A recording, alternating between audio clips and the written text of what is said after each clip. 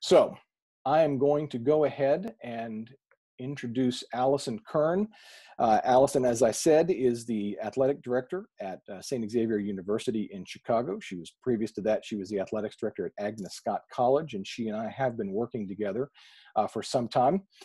Allison, do you have your screen share ready to go there on your end? Good morning. Let me unmute myself. Yes, I do. Good morning, everyone. Very good. All right. So Allison, as I mentioned, you and I were talking last week about what's going on, and working with you, you have got some very particular thoughts and ideas about what's going on in the world. And so why don't you get us started by framing us up? What are you seeing from your perspective? What's going on? What are the problems to be addressed here?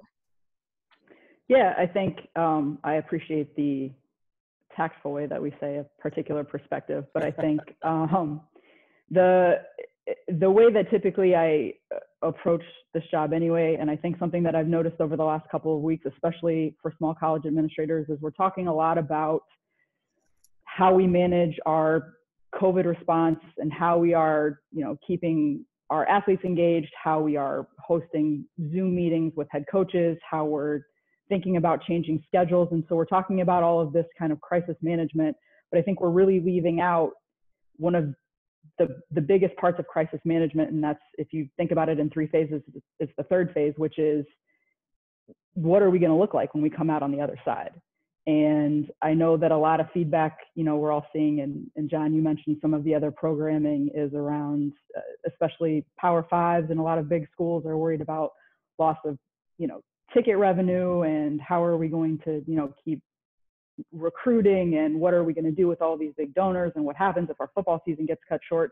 And please make no mistake, I am also super concerned with our upcoming football season.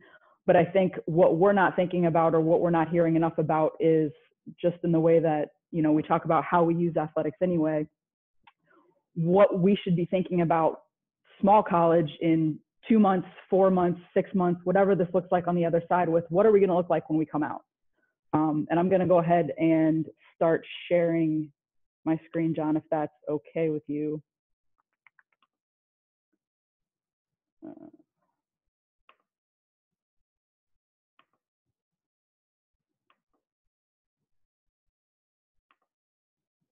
There we go. Can everybody see that? All right, okay. I've got thumbs up. Very good. Okay, good. I think, first of all, a little bit about me. I was a small college athlete. I was a Division III athlete. I was a Division III college basketball coach before I moved into administration. And so I do come from the coaching perspective. I think as an administrator, I am really big into our external relations, revenue generation, fundraising, branding, marketing. And so I tend to think kind of big vision. And the position that I'm in now, I report directly to our president. I sit on our cabinet. And especially in the last 6 weeks, I think that's given me a really unique look at how overall in higher ed, we're looking at this transition. Obviously, how institutions are handling crisis management, looking at where this is going to take us. And I think that that is really particular to the kinds of institutions we work at, because we were already sitting in this space, right? We were already sitting in this cliff to 2025. We were already getting hit potentially with budget management. We were already getting hit with who might make it, who might not. What are we going to look like? What is this transition through Gen Z? What is this shift in, especially for liberal arts colleges? What does all of this look like? And so this kind of navigating uncertain waters is something that I think a lot of us are really familiar with. But when we get through whatever this particular situation is, who are we going to be on the other side? And I think being a coach, but all of us working in athletics, the reality is for there to be winners, there have to be losers. And I'm a big believer in, I want to be on the winning side of this. And I don't know that we're all going to win the way that we want. And so thinking now about in 2 months, if we're getting back to normal, in August, if we're all coming back to campus, in September, if we figured out how to navigate fall schedules, if we decide that for 3 months we're going to stay online and everybody decides that higher ed looks different, at the end of the day, this current crisis is going to be over, and where are we going to be in that space? And if we're worrying about what that's going to look like when it gets here, it's too late. I'm a really big believer in, people are you a glass half full, glass half empty person? I only care about who pours the water. And so for me, it's about how are we pouring the water and how are we controlling that now to decide what that new normal looks like for ourselves. So for us, and like I said, it's same problems and it's a different look. So for small colleges, and especially small college athletics, it's always about enrollment. It's always about philanthropic giving and revenue generation. And it's always about how we're leveraging ourselves institutionally. So I mentioned we were already looking at the cliff to 2025. And I think that we're now looking at an acceleration, whether it's an acceleration of some schools moving towards, not being around anymore. We've already seen some of our schools in AIA, Division III, Division II, decide that the best way to navigate this from a budget standpoint is to eliminate athletics. I think we all know that potentially more of that is coming. We're all now going to compete for a smaller pool of potential students. That's smaller than it already was, and it's probably going to look different for a lot of us in terms of that paradigm shift, whether that's people looking for, we had been accommodating in the last about 6 years, I think, towards this idea of how do we recruit Gen Z and why this new generation looks at higher education and what they want out of their college experience differently than anybody else. And I think that, this is going to shift again now, and whether that's from an affordability standpoint, whether that's a shift in what people are looking for in majors, whether that's everybody staying close to home, whether that's more kids deciding that, online learning works for them, and why are they, looking at that ROI and thinking, well, what am I getting for my dollar, and where am I going to go to do that? I think that we're already in that space, and we've been looking at that a little bit, but now we're in a position where we really have to identify who those new pools are. Is that figuring out that we are a tier up? If you're a mid-tier academic school, are you now going to get more of those reach kids who had other options and want to stay close to home? Are we looking at higher discount rates? Whatever that looks like, we're kind of already navigating that shift for ourselves, and we're used to figuring out the enrollment perspective, especially as small colleges use athletics. And I think that now higher ed in general is going to be looking at that again. I think philanthropically, we're all trying to raise money. We're all fundraisers in athletics. And now we're hitting a point where there's going to be less people to give. They're going to give less money, and their affinities are going to change. Are they still going to stay with us? Are we going to have to shift how we look at the use of our dollars? I call, our fundraising perspective here, I kind of call those gaps the margin of excellence. So we look at what's important and what our priorities are from an operating budget standpoint, and then what are the things that are going to move the needle most for us, and we consider those addressing the margin of excellence. And that's right now where we kind of direct our philanthropic dollars. But, if we drop in enrollment and our operating budgets drop, are we going to have to shift where those priorities land? Or are we going to have to shift the purpose of our philanthropic, revenue generation? Are we going to lose corporate sponsors? Are we going to lose ticket sales? Are we going to lose merchandising? And I think the ways that a lot of times big colleges and Power Fives talk about the concept of branding and marketing and revenue generation and how much it matters for them, and we tend in small college athletics to think that it's not the same for us. In my mind, it's even more important, right? Those dollars are far more impactful for us. Those relationships are far more impactful for us. And so every dollar we generate or every donor we lose really moves the needle on a much bigger scale for us because we're operating at such a smaller level. The last part of that is an institutional shift. There are so many small colleges using athletics for a variety of things, whether that's, I call it heads in beds, whether that's just from a student experience, whether that's from branding and marketing and philanthropy and athletics development. I think the ways that potentially we create value for our institutions, and more specifically the ways that institutions are going to leverage athletics moving forward. Maybe, you don't have JV teams and your institution is going to ask you to hold JV teams and bring in another 100 kids. Maybe it's that, you didn't have fundraising benchmarks and now they're going to ask you to be way more proactive in that.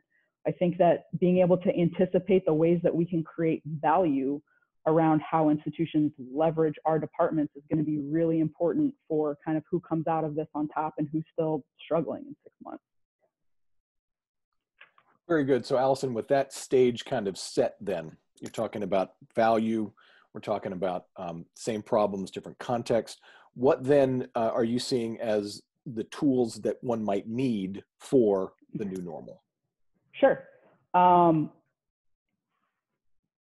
Whatever it is, I'll say that I don't think it's enough. However, we're using that at this point, and that is, whether that's how you use your coaches, whether that's that you have a great brand book, whether that's that you have a cool mascot or a fight song, or you guys are really good at Instagram or whatever it is. I think that we're in a position where we're trying to have action items that are very short term, and we're not doing enough thinking big picture, big vision. So when I talk about, what are we going to look like on the other side of this, deciding that is really predicated on the action that we're taking right now. So when we say, who are you? Identifying what your identity is. And when I say what your identity is, right, in branding, marketing, sales, for any of you, and most of you have probably recruited, right? Who are you and why should we care? And I think a lot of that isn't just about, well, we do X really well. We think that Y is important. You should come to W University because you can graduate in 3.5 years with this degree and you can't do that anywhere else. All of that is great and it works for us. It's not going to be enough. I think that we've seen this shift in the private sector, especially around generations of consumers and young people who want to be really connected. And so it's not as much about the brand name as it is what their mission is or what they stand for, or whether they donate shoes or whether they do service hours. And people suddenly want to be a lot more connected with the mission and the identity of corporations they support, places that they donate money to, whatever that looks like. I think having a really distinctive and really complete narrative is going to be a really big part of who comes out in a space where you are identifiable. So if we're all competing in September for those same 20 athletes, deciding who you are now is going to matter, because they're not going to connect with you in September. They're not going to connect with you in October. They're going to connect with you over the next 4 weeks. And what we're going to see coming out of COVID-19, whenever we do, I think, is everyone is going to ask, they're not just going to ask us, right? They're going to ask Amazon, and they're going to ask Procter & Gamble, and they're going to ask Marriott or whoever it is, right? What did you do during the crisis? How did you treat your employees? How did you treat your customers? How did you communicate through whatever that is? And I think that that applies just as much to us right now, not in growing an identity around crisis management, but in finding opportunities to really talk very authentically about who we are and why it matters. And the second part of that is, how do we know, right? And so when you talk about what are the tools, really specifically branding and marketing, is it your brand book? Do you have distinctive markers? Do you have good logos, consistent colors? Do you have a catchphrase or a hashtag, or what's the language that you use to talk about who you are and how you are for audiences? How do you use your coaches? How do you use your staff members? Do you have a vocabulary around, here's how we talk about ourselves, here's some words we don't say because this just isn't what we do. And I don't mean that in a, here's the front that we put on, but I think in the way that, for most people who have recruited, knowing what you are and what you aren't is really important, and being able to communicate that and connect in authentic ways right now matters more than anything. I tell our coaches sometimes, we've talked a lot since I've gotten to St. Xavier around kind of our brand and how we're moving that forward and creating value in those spaces. And a lot of that, I think, comes from understanding the importance of consistency. So, do you as an athletic department, as the value of the Tigers or the Hawks or whatever you are, do you show up in the same place all the time? Does it look the same? Does it sound the same? Does it feel the same? And how do we know? So, it sounds dumb, and I know that it drives our coaches nuts, but the idea that everybody goes off and they make their rogue t-shirts and, they design whatever logo they want, and then they stretch the mascot, and it's kind of a pink because we're doing this thing and all of this stuff, and it sounds really anal retentive and it sounds over the top. But that idea, especially early on, of creating a foundation around every time you see us, this is how we look, and that it's us. And it's not just about knowing, oh, that's the St. Xavier red, or, oh, that's the football team's jersey. But branding and creating the value around who you are is about what I think and what I feel when I see it. And Allison, go ahead. Yeah, please. Interject here real quick, not to get too technical detailing, but I think that it's important to also point out the distinction between what is a brand and what is a brand identity. And without getting too much into the weeds, what you're talking about in terms of who are you and why does it matter, that's, to me, I would identify that as the brand part of this. What is a brand? It's your story, it's your values, it's your mission, it's what makes you different in a substantive way, and how you communicate with people and what you communicate to those people. The brand identity, then, those logos, those colors, those are those assets that you use that are the point of the spear, if you will, the beginning of the conversation, to a recruit, to a sponsor, to a donor, to communicate what those values are. So you've got what are your values, what's your mission, and then what are the tools that you use to represent those things. The terms get conflated a lot. For sure. Your brand, when you say we have a new brand, what they mean is we have a new set of logos. But that brand is the who are you part. And what you're talking about here is in making that differentiation to those audiences in this time of crisis, coming out on the other end, that who are you and what do you stand for becomes that much more important. Is that an accurate way of putting that? Absolutely. So I see it as identity and assets, right? And so the most important thing about the assets, and like you say, whether it's your logo, whether it's your font, whether it's your hashtag, whether it's your newsletter, whatever that is, those assets, and frankly, I throw staff in there a lot. I think coaches are great assets in a lot of those spaces. The identity is, and especially at a time like this, what we're talking about is the narrative. And the narrative and the identity around who you are and what the values are. And sometimes you need a wrench and sometimes you need a hammer.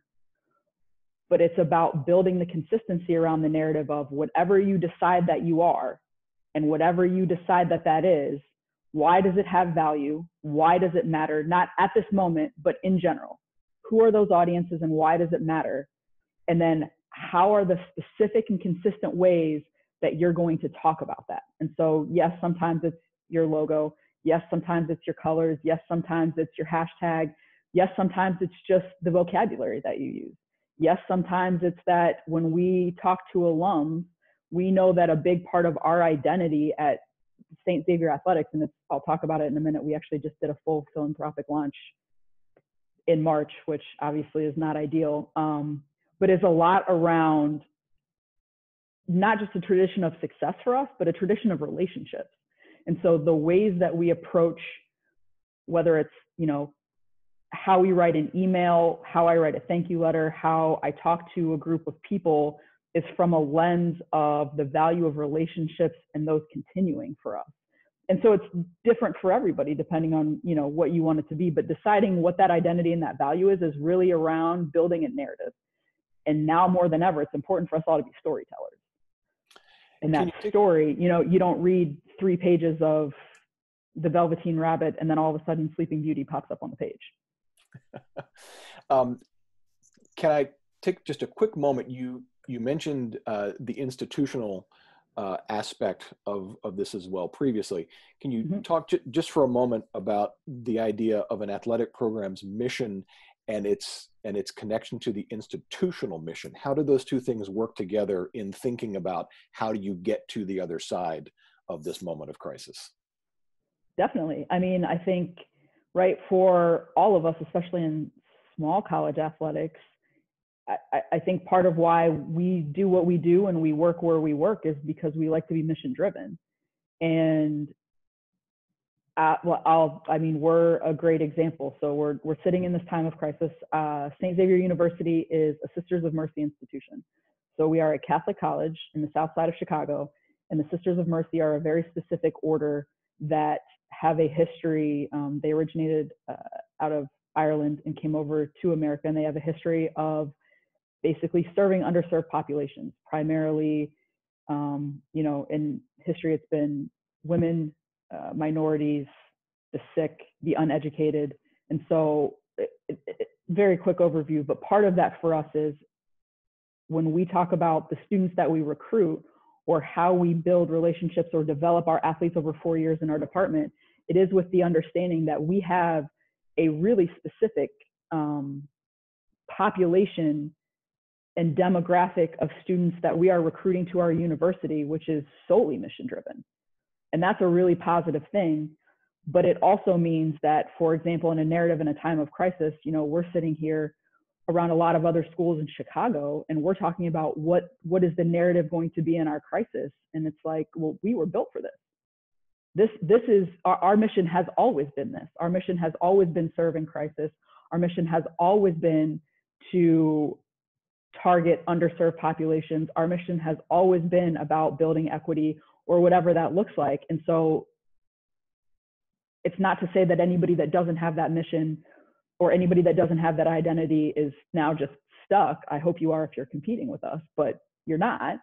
But really it's about understanding whatever that value is, right? We're doing the same thing. We're, as an athletic department, we're a microcosm of our institution, the same way that our student affairs division is, the same way that our chemistry department is, right? Like we pick the places that we work because it's not just a job for us, right? This is the life that we choose and the people that we serve. And so I think that we are all mission aligned in understanding kind of the bigger vision institutionally for how that breaks down to our departments. And I'm of course only speaking for myself, and these are all my opinions, but I think that that's probably a pretty, in my professional career, a theme across small college athletics for sure. Sure. So in setting up the problem of knowing that we are in this time of crisis, we have some place to go on the other side of this. And talking about what are the tools that we need to get there. Who are we? How do we know? Why does it matter? How do we think about this in concrete terms? How do we actually execute against this right now? What does this look like in action? Sure. So I think execution and activation for us in athletics, right? Man, we love a good policy and procedure. That's right, put it in a manual, set it down for everybody, let people follow the steps. I think that that's something that we're all really comfortable with. I think big vision, it's a lot more, one, the sense of urgency of doing it now. So when I say, right, the new normal is, it's coming. And I want to be the one pouring the water. I don't want to let somebody else dictate the new normal for me. And so deciding what that mission is, deciding what the vision is, everybody has one, right? I don't know that we have athletic directors who are just, casting their fate to the wind and saying, well, we all have a vision for the department. We all have a vision for how we want to develop student athletes. We all have a vision for what we want it to look like sitting in the big chair. And I think the difference is how intentional are we about not just casting the vision for everybody, but talking about how we execute that vision on smaller levels. So do our coaches know how to communicate that value? Is it what we've said the value is, or is it what each of them has decided the value is? Because I think at this time, not that we don't trust coaches or staff members, and I'll say I speak as somebody who has a really exceptional staff, and I have some coaches that are very, very good at this. Executing is a lot more about understanding that whatever the vision and the identity are, when we decide what that value looks like for us, being able to communicate through that lens of value all the time, no matter what. And I think a great example is, so I have been at St. Xavier for about 7 months now, almost 8. And one of the things that I was tasked with in coming in, one of the big year one goals was to really kind of overhaul and create cohesion around athletics development. So creating a culture of philanthropy that was a little more department-wide. We had some coaches that were doing a really good job, but we needed a bigger identity, right, as a department of St. Xavier Athletics. And so we've been working on this for a few months, and working with our development office, we had finally gotten to a point where we were launching our new identity, and it's called our overarching philanthropic umbrella is called the Legends Fund. So we were launching the Legends Fund, and we were doing this in conjunction with our advancement office, building up to we call it the We Are SXU Day. So it's our day of giving on March 25th. And so on March 11th at 6 a.m., the Legends Fund launch happened. And if anybody knows, March 11th at 11 a.m., all NCAA playoff games were canceled. And then, you know, on March 12th, we canceled spring seasons. And so we really went from this, we were excited, we had a plan, we knew our 5-year fundraising plan, like we had all of this in step. And then we launched the Legends Fund and COVID-19 happened. And so it kind of, what do you do? And a big thing that really helped us was in building out the brand of the Legends Fund and aligning that with where we were going as a department, we were still communicating around the value of relationships. So the ways that we were measuring the initial launch of Legends Fund, yes, absolutely, we want dollars, and it's our job to fundraise and support our operating budgets, and all of those things matter. But our initial measurement of the success of the launch was around unique participation. And so not just how much money we raised, but how many people we were going to get involved. And so because we had already been talking about it kind of through that lens, and about people, you know, joining our team and wanting to be a part of this exciting new thing that we were doing, we went radio silent for about 7 days, trying to figure out how do we regroup from that. And what we really pivoted to was being able to say, this is more important now than ever. So we sent out an entire new communication the 2 days before the actual day of giving. And it was like, listen, this is crazy. We know that everything has changed. We know that everything is different. We know that, you know, how we talked about this launch and how we've been building this up for the last couple of months and whatever this looks like, this isn't what any of us planned. But because we've been talking about getting people involved and wanting to be a part of something, we still need to be on our team now more than ever. I shot some videos to specific teams and donors and alums, and we were basically like, we don't want your money. We want your Netflix subscription. We want $5. We don't want big gifts. I don't want big donations. Like, you don't know what's going to happen. We don't know what's going to happen. And being really authentic in that space of striking the right tone, not of we still want your dollars or forget it, nobody knows what's going to happen. We still have a vision. We're still going to do all of the things we said we're going to do. We still have, you know, this big theme, and we're still a part of this team. We didn't raise a lot of dollars.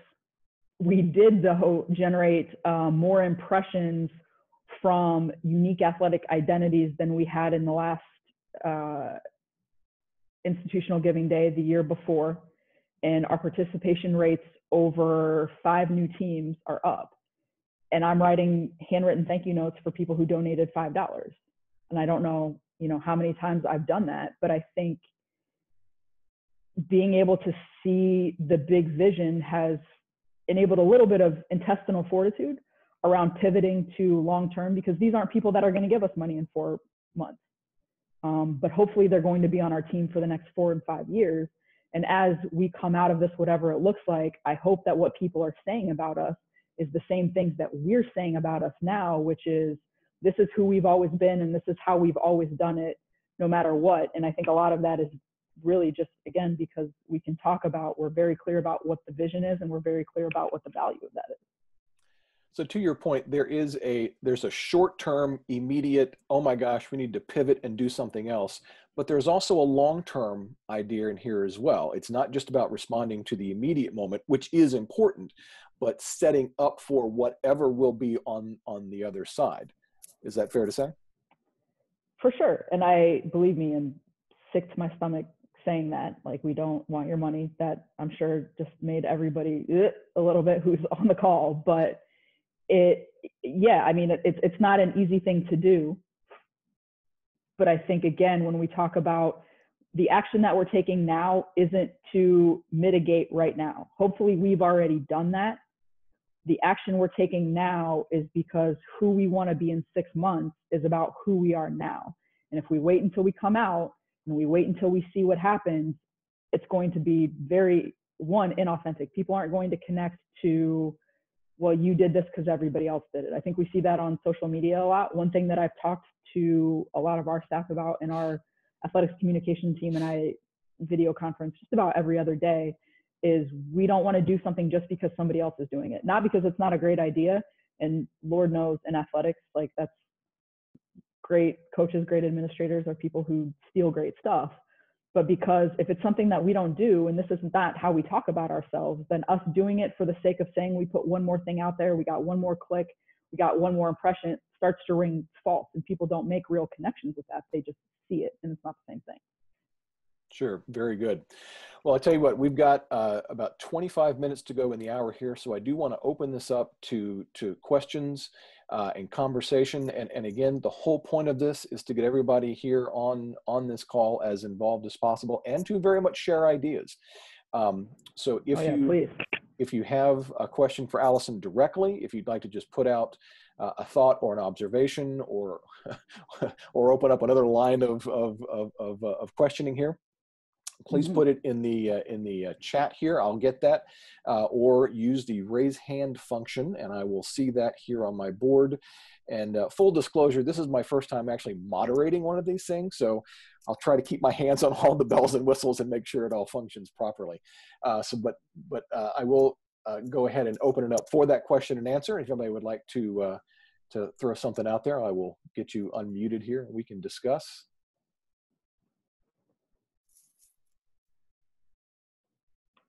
Let's see here. Let me get to, oh, here we go. Robert Backus. Yes, sir. I just said you're doing a nice job here. Again, it's good to kind of have some open dialogue about what's going to happen afterwards. So I appreciate you taking the time to do this. It's not a fun subject right now. We're all in our own little world with, and I don't want to paint doom and gloom, but there is a real reality, you know, what we are going to look like afterwards. I don't work at a private college. Certainly fundraising is important. I work at a state institution, but you know, just having a webinar like this for a few moments, again, we can appreciate what everybody else in the room is going through, and you know, trying to talk to our own staff remotely. I've never really supervised 14 full-time employees remotely before, so this has been a little bit of a challenge for me. So, but I appreciate what you're doing today, John and Allison. Great. Thank you so much. I appreciate that. Yeah, I think it's important that we talk about other things too, right? Like, I know that there are tons of webinars around, right, how do we handle video chats with 14 coaches? How do we, you know, communicate up? How do you disseminate tough information? And, you know, it's all, right, we're all in that rough spot right now, but I don't think it's the whole picture. And so I would like to see more of this for sure. And I think that there are other things we're not talking about that really are going to be critical to our success moving forward. Allison, let me kind of prime the pump here with a question. You, as I mentioned, you and I worked together, and I did work with you on the Legends Fund launch. In that moment of pivoting, we put out a communication that addressed the moment and kind of redirected the narrative, if you will, to be more sensitive to the moment. And we did it with some fairly simple tools, using a mass email blast, and then refashioning the messaging on the web page for the Legends Fund. Sure. I put together, in my capacity as delivering creative services, I put together a real simple email layout with a real simple header. But that got a response from folks. And it's one of those things that struck me as, you know, it may not seem like a big deal, but to be attentive to those small details that can help communicate a level of intention or professionalism. Those are important. Can you talk a little bit about that? Sure. Yeah, I think part of it is what are your words? We spent a lot of time on an email that was probably 250 words. And then after spending all day on it, I rewrote the entire thing because at 4 o'clock, I had an epiphany about how it didn't sound like us and didn't sound like what I wanted it to sound like. And I think that that's an important thing when you think about how you talk about yourself. What are your words? What are your phrases? What does your tone sound like? What does your tone sound like individually as an administrator, but what does your tone sound like as your department, as your identity, as your brand? And I think having, obviously I find it very valuable to be able to have people to just get that feedback from, but I think at a time like this, when crisis management is really predominantly about communication and managing expectations, these situations, when people don't hear from us all the time, especially our constituents who don't hear from us all the time, whether that's donors, whether that's alums, and I think that we've been doing a really good job in talking with our staff about how they're connecting and being really consistent with that. But knowing that there's the way that we hope people hear us, but then there's the way that people actually hear us, and being willing to step back and understanding how critical the tone and that messaging and those words are. I think sometimes we think good enough and perfect is the enemy of done. But in those situations, I do think that we need to be really, really careful and really, really intentional about what are our words, what is our tone, and getting that perfect, honestly. And that's very much driven, sorry, is my audio on? Yes, it is. I'm sorry. That's very much driven by the idea of having a sense of what is your mission. I mean, it's not just coming from, you mentioned previously some sort of standard operating procedure handbook, and you look up paragraph 65, 0.23 that says respond this way in this crisis. It's your understanding of what your mission, your vision, your communication was that drove what became that communication. And I think it was you sent me a text at 11 o'clock at night and said, okay, wait, we got to change the whole thing. And I said, okay, all right, roll with the punches. Roll with the punches. Yeah, for sure. But you came to that because you had a sense of the overarching mission, which dictated how you communicated in that moment, setting up what then would be, it's that short-term, long-term idea again. It is. And I think part of it is, and this is why I say, those assets are so critical, or understanding, who are you, and not just what do you look like, but how do you talk about yourself? Like both of them, I think, are critically important, because I would think that, and I don't know, I'd venture to guess a lot of our staff, when we talk about branding, when we talk about fundraising, when we talk about alumni relations, a lot of those things, I think I say the same thing over and over and over, partly because, that's might be all I got, but also because once we've decided what that is, that's what it is, and that's what it is all the time. And so it's the same, it's the repetition of saying the same thing over and over and over. And maybe we say it a different way, but oftentimes we don't. And so if you're spending a lot of time on a communication that I felt was really, really, I really felt like we had to get that communication out. It was pivotal to not about getting people engaged, but not losing people in the process, and reading it over and reading it over and reading it over and tweaking and reading it over. And then all of a sudden none of it, it wasn't the repetition. It wasn't what we wanted to say. It wasn't the right tone. Mm-hmm. And that kind of just stood out again, because how do you talk about yourself? How do you look? And is it the same? Consistency is everything, right? The Coke bottle is the Coke bottle for a reason. And so I think that consistency also really is able to create outliers when it's not right. Agreed. So the Legends Fund was a very particular moment in time that coincided with a very bad moment. A rough March. and again, the idea of short-term, long-term, you've got other initiatives that have been on the radar, and now all of a sudden how you work with those has to be addressed as well. Can you talk about Sure. what some of the future initiatives are, and how you're rearranging those schedules and those communications to address what will be the other side of this crisis? Sure. I think a good example of that, and especially not sacrificing the now for the long term, we had a meeting with our football coaching staff last week around what our content was going to look like for them over the next few months. They're really engaged with their alumni base. Our coaches do a great job across the board, I think, on all of our platforms. But one of our big initiatives is to get people engaged. It's a countdown of the top 8 games in St. Xavier football history. So, or the top 8 teams, sorry. And so who are the best teams? And it's, our coaches who have been there for a long time do a good job of getting alums back, and everybody's voting. And so that's kind of laying out that plan for how we were going to roll that out, what it was going to look like, the logistics, all of that. Part of the conversation was around our national championship team.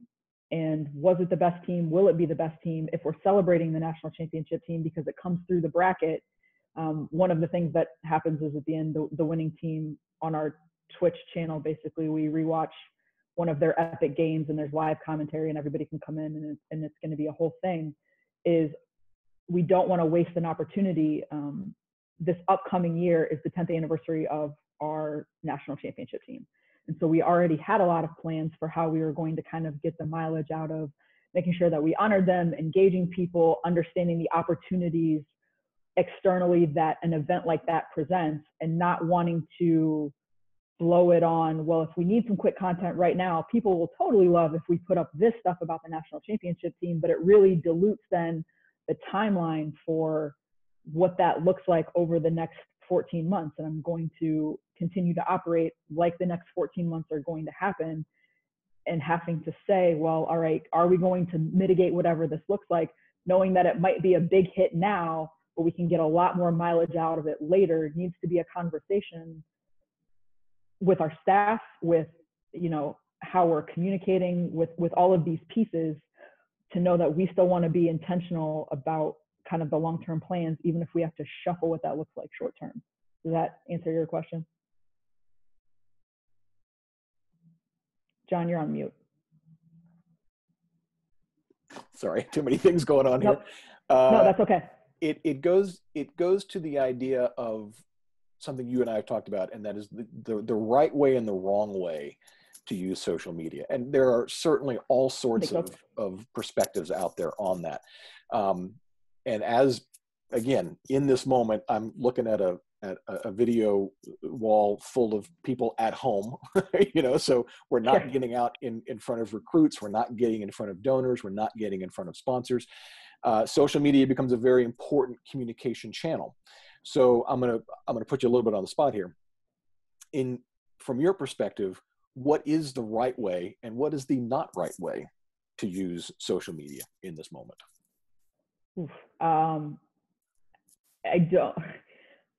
I am certainly not a social media expert, and our SID will tell you that my presence on social media for the last 6 months since I got this job has been very scant, as we were looking to kind of build this out and see what that would look like. I think content for the sake of content and filler isn't what we think it is. And often we're like, well, if we put up one more post, if people see us one more time, we forget that. And I think it's true for social media only because it's true everywhere else, right? Is that every time somebody sees us, whether that's they see a logo, whether they hear something about us, whether they read a newspaper article, whether they see a coach, whatever that is, every time somebody experiences us, they're experiencing the narrative. And is the narrative consistent all the time? And are we being intentional about how we craft that? And so content for the sake of content is really, I think, a deterrent to, not because we don't want to put up a lot of stuff, but a conversation that we're constantly having is, okay, do we like this? Is this how we normally engage our student athletes? If we don't have an award ceremony ever, and we decide that the ways, because it's easy to say, well, we'll honor our seniors by doing some online award ceremony. I mean, I guess, but that is never how our student athletes experience us. And they experience us in all of these other ways. And if we put in some effort, we can figure out how to do that better.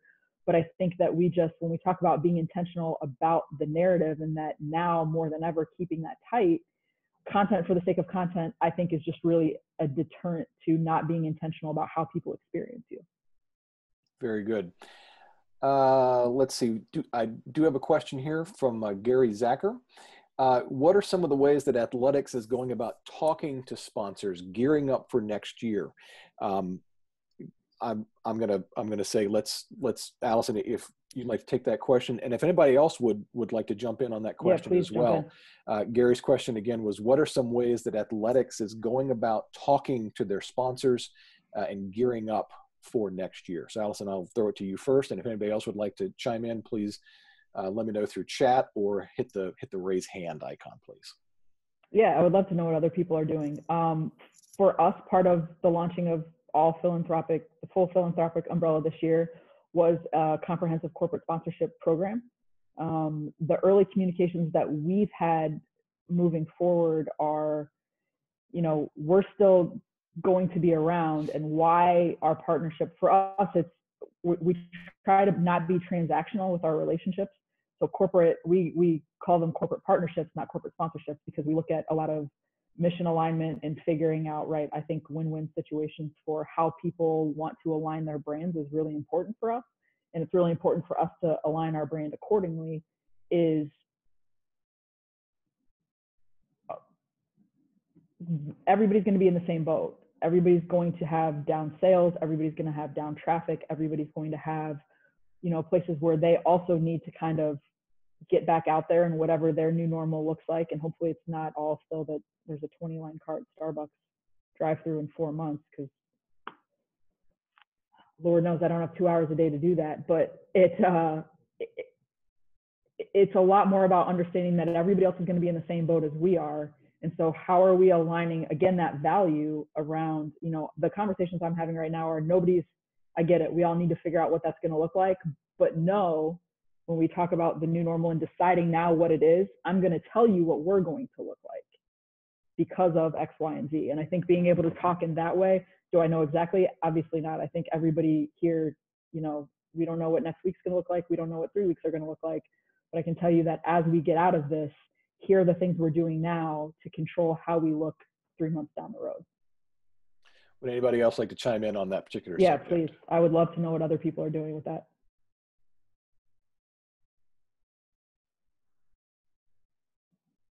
All right, I'm not seeing any hands go up. So I tell you what, we've got just a couple of minutes here. I'm going to hit on one quick question for you, Allison.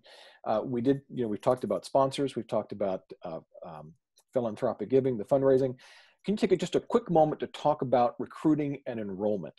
Something that you had mentioned to me a few weeks ago was the idea that what recruits were looking at this past fall, coming into this current academic year, and what they're looking for, what they were looking for then, is not going to be the same when we get on the other side of this. Can you talk a little bit about that perspective and what you're seeing in regards to that shift of how recruits are thinking? Yeah, I mean, I think that that's true. I can't speak to being a recruiting guru or being on the front lines. I talk a lot with our coaches, and I think that, again, we have some really good recruiters who have a great pulse, who are talking to their commits often. But I think in the same way, people who are around in 2008 and then people who are around in the shift kind of around 10, 11, 12 with Gen Z, if the economy changes, what kids are going to look like and look for in higher ed is going to change as well. And I don't know that I can predict what that is, but I think none of us are going to come out of this with exactly the same priorities we had going in, and how we build relationships or how we live our lives or what we think is important or whatever that looks like for you. And I think, there are going to be real economic realities for students and families around shifting potentially their priorities. I think they're going to be real future realities. I think we're probably going to see a shift again in terms of population's commitments to types of majors, or, you know, what they see as valuable in the ROI of their tuition dollars as far as an experience goes versus tangible skills versus internship opportunities versus whatever it looks like. We have a nursing school. I feel like that's probably a good thing for us at this moment, but yeah, I don't know exactly. I don't think I could say what it looks like, but I think that, you know, especially for those of us that have large student populations of whether it's first gen, Pell Grant, zero EFC, I think that those pools are really going to be spaces where people are either choosing to go to, you know, not their number one or their highest choice or the big stretch school and either stay closer to home or go somewhere that they think has a little more value for all of these new reasons, or they're going to be people that are deferring college for necessary reasons, and that's going to shift the pool as well. All right, so we're at 5 minutes of. I'm gonna give one last chance to anybody who wants to jump into the conversation, ask a question, follow-up comment, shoot it to me in chat, or raise your hand here. Otherwise, I'm gonna go ahead and wrap things up with just a few final thoughts. And it looks like, Allison, we have successfully solved everybody's problems here today. So congratulations, well done. Thank you all very much. Solve mine, that would be great. There you go, there you go. Thank you all very much for being here on this first virtual conversation. This really was an experiment for both Allison and myself. And I hope that you all found this helpful, and having just a conversation and being able to participate and listen in to some of these different perspectives was useful. To Allison's point, just to kind of recap here, you know, the world will be different on the other side, and the small college athletics concerns are not exactly the same as the big D1 Power Fives. I've got the University of Georgia just an hour and a half away from me, and they have concerns of a different scale, certainly. But I hope, and I know Allison hopes, that what we've talked about here is very practical, relevant, and actionable for you. I will add that from my perspective here, I think there are probably three options coming out of this conversation for you guys in regards to this conversation. You know, I hope that you have got something came out of this, an idea, a perspective, and you can go back to your staff today and you can execute on it. You can have it rolled out next week, and it'll be another part of what you're doing to respond to the moment. If that's the case, then great. We have done our job here, and we certainly look forward to seeing what you're doing. The second option is perhaps you don't have the resources or the bandwidth, and in which case, Hartwell Studio Works is available to help you unpack these ideas, think about what might be next. If you'd like, please feel free to go to my website, go to the scheduler page, and I'm happy to do a free 20-minute consultation with you to talk about a little debrief on this call and what your next options may be. And if I can be of help, I'm certainly happy to do so. The third option really isn't an option at all, and that's to do nothing. I don't think anybody here is on this call because they just wanted to hang out and, you know, kill some time. We're all here to do something and get some ideas. So certainly I do hope this was useful, and if you need help, please do let me know. Allison is available for some follow-up as well. Allison, I'll admit I've lost the screen share on my end, but I'm assuming you're still sharing. And if you can throw up your information and my information. Oh, you're on mute there, Allison. I was going to say, I think there's just contact information up. I know that there are NAIA ADs are getting on a group chat later today and or tomorrow. I think that that'll be great. I would love to hear what everybody is doing and talk about how we're figuring this out. All right, very good. My last bit here is, again, thank you to everybody who was here. I will be sending out a short survey later. And when I say short, I mean just 3 questions. This may be a thing that we can continue, this kind of conversation, getting people together to talk about these things. And I'd very much like your feedback as to whether or not you think this is worthwhile. And frankly, if you'd like to see more of it. So thank you again for being here. I do hope everybody is staying safe and washing your hands and being socially distant in as much as is required. It has been a pleasure to do this for everybody. And if we can help you going forward, we'll be happy to do so. Have a great rest of the day, and we will hopefully see you sooner rather than later. Thanks, everybody.